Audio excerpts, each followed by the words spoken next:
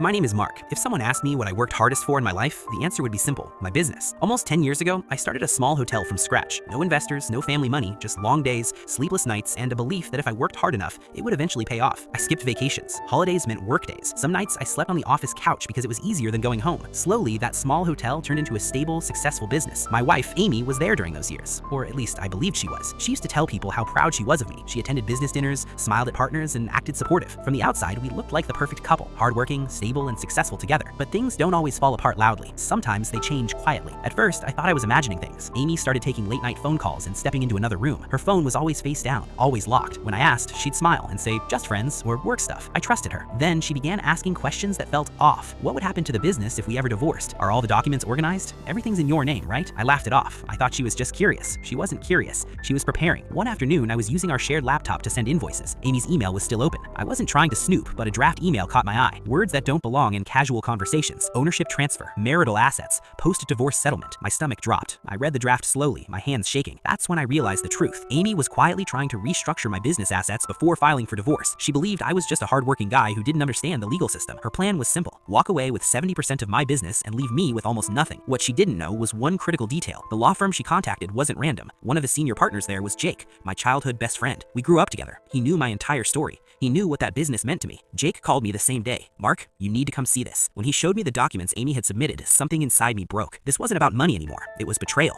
carefully planned and hidden behind smiles. I could have confronted her. I could have exploded. But instead, I stayed quiet. Jake explained that nothing was finalized yet. Everything depended on financial disclosures and mutual agreements. Legally, the game wasn't over. We made a decision. We would let her believe she was winning. Together, we prepared fully legal financial documents that showed a different side of my business: outstanding loans, operational costs, future liabilities. Nothing fake, nothing illegal, just reality, framed carefully.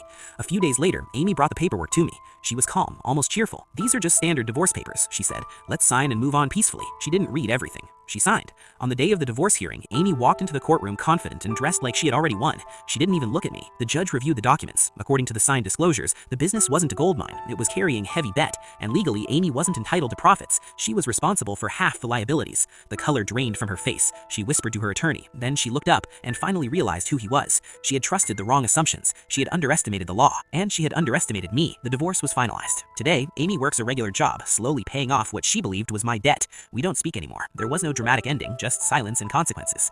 As for me, my business is still standing, growing, stable. But more importantly, I learned something I'll never forget.